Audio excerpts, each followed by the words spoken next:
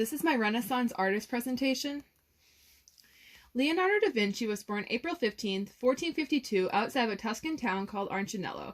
His father was the lawyer of the town. When he was born, his parents were not married, so he was raised by his mother and stepfather until the age of 5. He then moved to the town of Vinci to live with his grandparents. His early education was not much. He learned basic reading, math, and writing skills. When he was 14, he started an apprenticeship with a local Florence artist named Andrea de Vernacello. It is said that he showed good artistic ability starting at a young age. In Florence, he learned metalworking, painting, sculpting, leather art, and carpentry and drawing skills. Though his earliest known project was in 1473, and it was a drawing of the Arno Valley. When he was 20, he was able to qualify for the membership at the Guild of St. Luke as a master artist. He left this studio in 1478 and then was asked to paint the altar place at a chapel, and was also asked by some monks to create the painting The Adoration and the Magi. Unfortunately, 3 years after starting both of these projects, he left town without finishing either. Da Vinci is thought to have been gay, and in 1474 he was arrested for public sodomy, but the charges were soon dropped. During this time in his life, Da Vinci also gained the skills in the following crafts: mechanics, carpentry, metalwork, architectural drafting, and chemistry. Starting in 1477, he set up his own studio and started creating more of his own artworks, but also during this time he was still painting for commission. Over the next 5 years of his life, he painted the following: Madonna of the Carnation, Geneva de' Benci, Madonna Venice. Around 1480, he went to enter some local art conventions in Milan. Here, he was shown that he had to change his perspective on his work and add more perspective and focus on his colors more. While in Milan, he was asked to do some artwork for the Duke, but he did not finish these because he was working so on perfecting his art. Around 1500, he returned to Florence, where he was asked to do some more, where he started some of his most famous pieces of art. He started work on the Mona Lisa in 1503. In 1506, Da Vinci went back to Milan to get paid for his equestrian statue. He stayed in Milan for 7 years, where he worked on his plan for the flying machine, and also studied human anatomy and botany. In 1513, he went to Rome, where he worked for King Francis I and worked as an architect. He then sometime went back to a small town in France, where he finished his last painting, which is John the Baptist. He died in 1519 to what has believed to be a stroke. Michelangelo was born on March 6, 1475, in Florence, Italy. His past family generations had had some noble status, but by the time he was born, it was mostly gone and they were just commoners. His dad worked small jobs for different government groups. Michelangelo started his apprenticeship with Domenico Ghirlandaio at the age of 13, where he was supposed to stay for 3 years, but he left after only completing one because he said he had nothing to learn. Since he was talented, he was asked to go work with Leonardo da Medici. Leonardo surrounded himself with poets, intellectuals, and Michelangelo at such a young age was considered one of these. More important, he had access to the Medici art collection, which had small amounts of old Roman art. His friends helped Michelangelo learn the art of sculpting, but he started to put his own twist on things. Eventually, Michelangelo left Florence and went to Bologna, where he worked to finish sculpting small figures for the shrine of St. Dominic. In 1496, he went back to Florence, where he worked on the Brachus statue.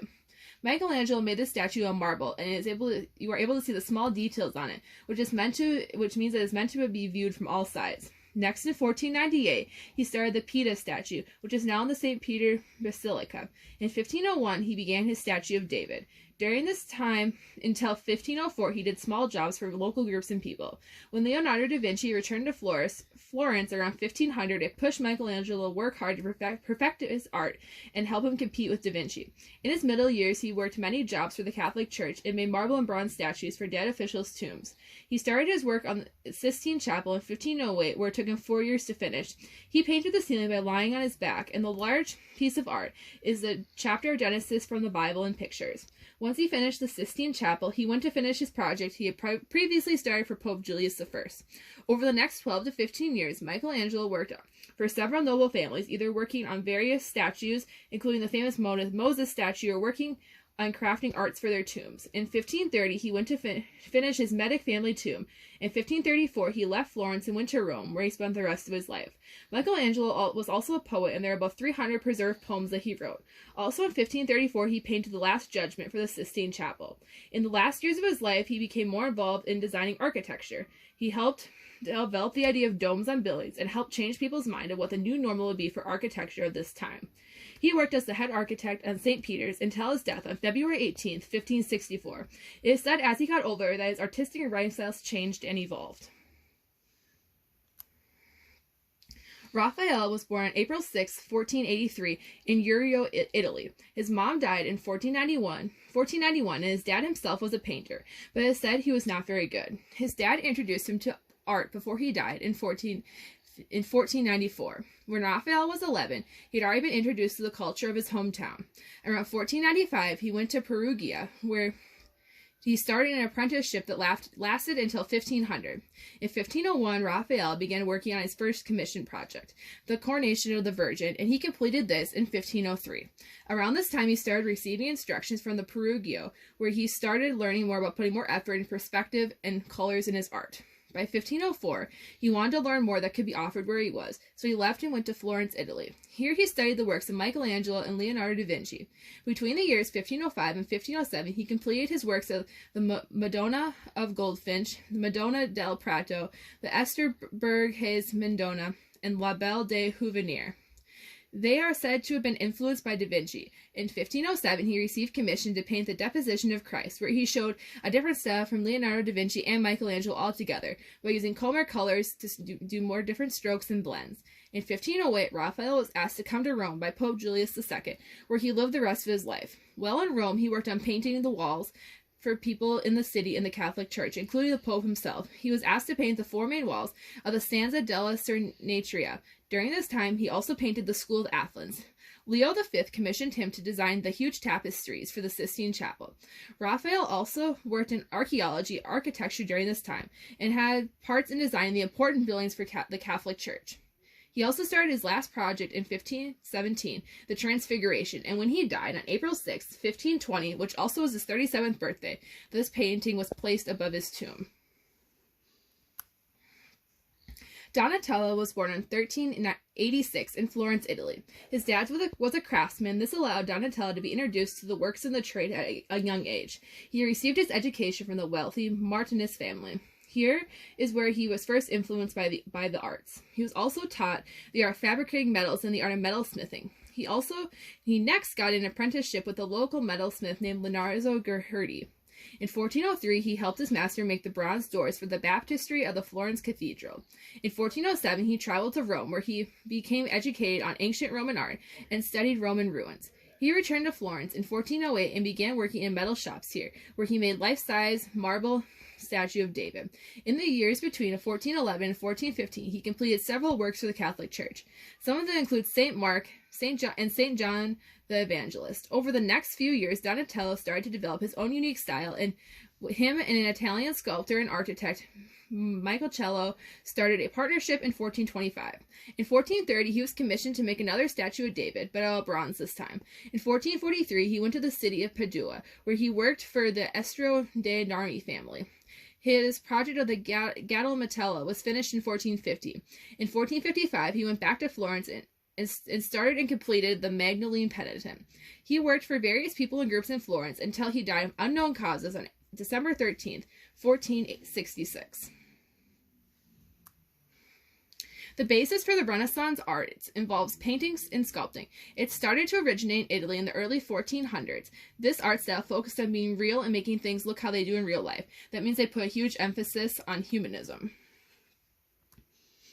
During Renaissance, art was mainly based on this new concept of humanism. Humanism in the Renaissance art is a movement that was embraced by scholars, artists, writers, and philosophers. Humanism started to develop from people looking at things how they are from the human realm and focusing on things making what look more lifelike. Some of Leonardo da Vinci's most famous works include the Mona Lisa, The Last Supper, Salvator Mundi, The Head of a Woman, and several others. Da Vinci was able to create the looks of emotions in his painting. Many of his works, there are details that are hard to explain the reasoning behind. An example of this is many of his paintings, the males seem to have a slight masculine or feminine appearance. Michelangelo is known for his many artworks that includes paintings, drawings, and sculptures. Some of his famous works include the Statue of David, the ceiling of the Sistine Chapel, the Torment of St. Anthony, and the sculpture of the Madonna of Bruges, the Last Judgment, and the Pieta sculpture. When Michelangelo painted and made sculptures, he paid attention to detail and put lines to emphasize veins and muscles. All these little things made them look more lifelike and real. Some artworks that Raphael are known for include the School of Athens, the Transfiguration, the Woman with the Veil, St. George and the Dragon, and the Sistine Madonna.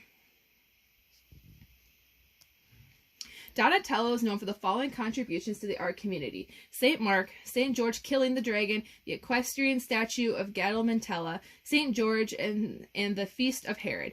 Donatello made statues, and quite a few were made out of bronze, but some were still made out of the common material marble.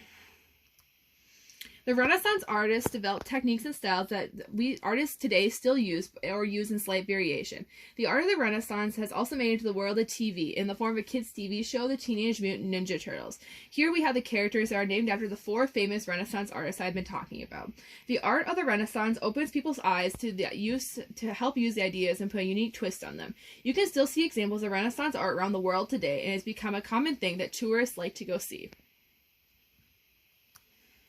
Renaissance art and modern art have many similarities and differences. They are similar in that they both use and focus on perspective, and some of the same ideas and techniques are still sometimes utilized.